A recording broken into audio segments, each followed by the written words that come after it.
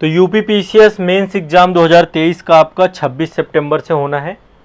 और जैसा कि आप सभी जानते हैं कि नए पाठ्यक्रम पे होगा, जो आयोग का पेपर 5 और पेपर 6 ये दोनों पाठ्यक्रम पे आधारित ये पहली बार जो है हो रहा है। तो हम जब ये पूरा का पूरा पेपर होगा तो सभी पेपर का एक कंप्लीट डिटेल एनालिसिस करेंगे, ठीक है, हर एक टॉपिक को बहुत गहराई से, क्योंकि जो संस्थान में यूपी पीसीएस का बैच है उसमें 6 के 6 पेपर बहुत अच्छे से करवाए जा रहे हैं। तो जब आपका ये पेपर होगा तो पूरे पेपर का एक डिटेल एनालिसिस भी रखेंगे। एक बार कैलेंडर देख लेते हैं, एग्ज़ाम कैलेंडर क्या है, और इससे आप एक डिफ़िकल्टी लेवल समझ सकते हैं। मैं हमेशा आप सभी को कहता हूँ कि हमेशा महत्व देना है मेंस को, तो आपको आइडिया भी लग जाएगा कि मेंस को महत्व क्यों देना है ना। पहली बात तो एग्ज़ाम आपका 26 सितंबर 2023 से है, और जो बच्चे इस बार मेंस दे रहे हैं सभी को मेरे तरफ से बहुत बहुत शुभकामनाएं। थोड़ा सा इत्मीनान से पेपर दीजिएगा। थोड़ा डिफ़िकल्टी इस बात को लेकर के है क्योंकि यूपीएससी का भी मेंस है, बहुत सारे बच्चे यूपीएससी के बाद यूपी पीसीएस का भी मेंस देंगे। पहले थोड़ा सा परीक्षा को लेकर के समस्या थी। देखिए, ये आयोग का नोटिफिकेशन आया था, ये तो 20 जुलाई का था, और इसमें बताया गया था कि 15 सितंबर से 24 सितंबर तक यूपीएससी की परीक्षाएं हैं, और इस कारण से डेट को 26 सितंबर से कर दिया गया था। अब यूपी पीसीएस मतलब यूपीएससी के जस्ट जुड़ करके ही पेपर होते हैं आपके, क्योंकि पहले आयोग ने 23 सितंबर की डेट दी थी जब एग्ज़ाम कैलेंडर आया था। तो 23 सितंबर आयोग को ये डेट आयोग ने रखी थी, लेकिन यूपीएससी का पेपर ही आपका 24 सितंबर तक पड़ रहा है, तो इसलिए डेट आपकी 26 सितंबर हो गई थी। ये आप सभी को पता है, 26 से 29 सितंबर तक।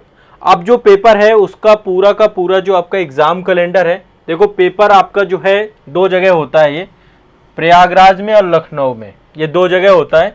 इससे पहले कोविड के टाइम पीरियड पे गाजियाबाद को भी सेंटर बनाया गया था मेंस में, लेकिन अभी 2 सेंटर हैं आपके, 2 जनपद हैं, प्रयागराज और लखनऊ में।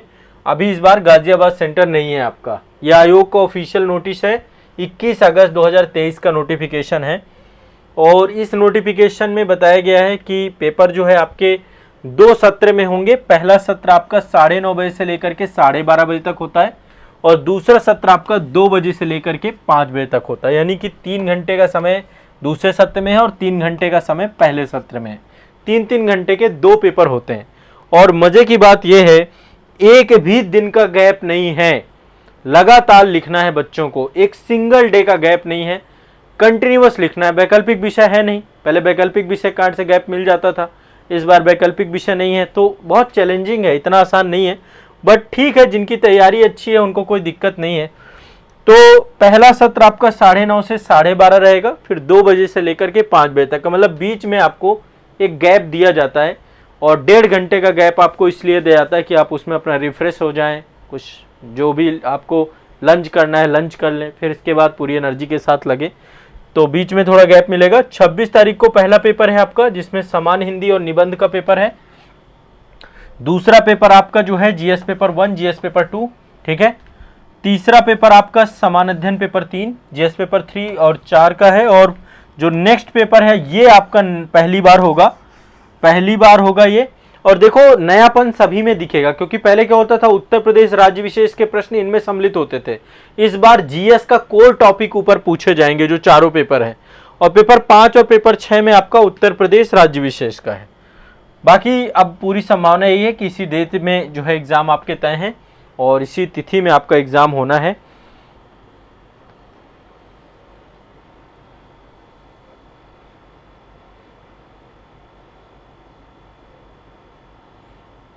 चलिए, तो ये आपका जो है मेंस को लेकर के अब आपको पूरी शिद्दत के साथ जो है वैसे तैयारी, हमेशा मैं कहता हूँ कि जो लोग मेंस दे रहे हैं, सबसे बड़ी चीज़ ये होती है कि आप वहाँ पे नंबर ऑफ़ अटेम्प्ट्स कितना करके आते हैं, कितने क्वेश्चन आप जो है वहाँ पर, बच्चों के छूट बहुत जाते हैं। बहुत सारे लोगों का टाइम मैनेजमेंट नहीं हो पाता है, बहुत सारे लोगों का जो है पूरे क्वेश्चन अटेम्प्ट नहीं हो पाते हैं, कंटेंट आते हुए भी छूट जाता है। कुछ के साथ दिक्कत ये है कि एग्जामिनेशन हॉल पे ब्लैंक हो जाते हैं। इसीलिए आंसर राइटिंग को लेकर मैंने यहाँ पर भी आपके लगभग काफ़ी सारे टॉपिक की आंसर राइटिंग यहाँ पे करवाई थी, उत्तर प्रदेश राज्य विशेष के पेपर 5 और 6 की, और जीएस के चारों पेपर की आंसर राइटिंग आपकी रेगुलर चल रही है, ठीक है। लिखना सीखे कार्यक्रम आपका चल रहा है। इससे पहले जो लिखना सीखें 2.0 था, 1.0 था, और लिखना सीखे कार्यक्रम था, वो कार्यक्रम में खूब आंसर राइटिंग आप लोगों को मैंने करवाई है, ठीक है। उत्तर प्रदेश राज्य विशेष को ध्यान में रखते हुए पूरा उत्तर लेखन था। तो आप सभी जितने भी बच्चे हैं, देखो जो लोग एग्ज़ाम दे रहे हैं वो तो एग्ज़ाम देंगे और लगातार पेपर हैं तो सीक्वेंस में बढ़िया। बस ये है कि डेली लिखना बहुत पड़ेगा। 6 घंटे की प्रैक्टिस आपकी रेगुलर की होनी चाहिए। जो बच्चे देखो बैच में थे उनको तो तकलीफ इसलिए नहीं होगी क्योंकि हमने प्रॉपर बैच में इसी तरीके से आपको तैयार कराया है कि आपको लिखने से डर ना लगे, आपकी स्पीड अच्छी हो जाए। स्पीड अच्छी होगी और ज़्यादा टाइमिंग आपको लिखने में भी, क्योंकि अब आप देखो आपको, आप में से बहुत सारे बच्चे केवल पीडीएफ के सहारे रहते हैं कि कोई पीडीएफ दे दे, कोई करी कराई मेहनत दे दे। अब बताओ यहाँ पे पीडीएफ काम आने वाली है क्या? यहाँ पे तो पीडीएफ का कोई रोल नहीं होने वाला। यहाँ पे आप जितना लिखोगे, जितना नोट्स बनाओगे, उसी का महत्व है। आपके नोट्स का महत्व है, आपके लिखने का महत्व है। पहला तो आपका स्पीड, दूसरा कंटेंट है। कंटेंट आपके पास पर्याप्त होना चाहिए। तो आंसर राइटिंग के सेगमेंट में मैं आपको बहुत अच्छे से समझाता हूँ। तो इसलिए जो एग्ज़ाम नहीं दे रहे हैं वो अभी से समझें कि मेंस का क्या महत्व है, क्या इंपॉर्टेंस है। और दूसरा जो एग्ज़ाम दे रहे हैं, अब आपके पास ज़्यादा दिन का समय नहीं बचा है, अभी आपको लिखना ही है। देखो मेंस पूरा लिखने का खेल है, तो इसलिए लिखना ही चाहिए। तो आप लोग मेरे आंसर राइटिंग प्रोग्राम पे रहेंगे। मैं अभी वहाँ पे कुछ विशेष आप लोगों के लिए टिप्स एंड ट्रिक जो भी होगा कल से स्टार्ट करेंगे, कुछ आंसर राइटिंग को लेकर के कि क्या क्या चीज़ें आपको एग्जामिनेशन वाले दिन में ध्यान रखनी चाहिए। 6 घंटे कैसे आपको मैनेज करने हैं और 6 घंटे कैसे आपको करना है। ठीक है। हाँ, उमेश प्रताप जी कह रहे हैं सर आपकी वजह से आंसर राइटिंग से डर निकल गया है। चलिए बहुत बहुत शुक्रिया। लगभग जो लोग लिख रहे हैं तो उनको कोई दिक्कत नहीं है। ठीक है, मतलब जो लिख रहे हैं उनको नहीं डरना है, जो नहीं लिख रहे हैं उनको डरना जरूर है। क्योंकि डरोगे नहीं तो इस दिन एग्जाम वाले दिन डरा दिया जाएगा आपको। इतना 6 घंटे का पेपर होना 2 शिफ्ट में अपने आप में मोस्ट चैलेंजिंग है। और एक दिन में 40 क्वेश्चन लिखने हैं आपको, 20-20 क्वेश्चन आते हैं, 40 क्वेश्चन लिखना ये बहुत मतलब खतरनाक मामला है। अभी मैं क्या करूंगा, देखो पेपर वाइज एक स्ट्रेटजी आपको दूंगा। पेपर वाइज लाइक कल से स्टार्ट करूंगा मैं, जैसे जीएस पेपर 1 की, जीएस पेपर 2 की, तो आईएएस और यूपीपीसीएस की एक स्ट्रेटजी यहाँ पर लेकर चलेंगे। इसके बाद समान हिंदी और निबंध की मैं बाद में आप लोगों को दे दूंगा। इसके बाद अभी मैं आईएएस वाला जो पेपर होगा 15 तारीख से, उसका जो है एनालिसिस करूंगा आपका पेपर का।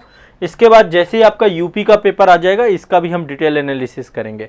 ठीक है, पूरे पेपर का देखेंगे, एक तो क्लास में और दूसरा आंसर राइटिंग की क्लास में, दोनों में से जहां भी हमें समय मिलेगा हम पूरे एक्टिव तरीके से इस पे काम करने वाले हैं।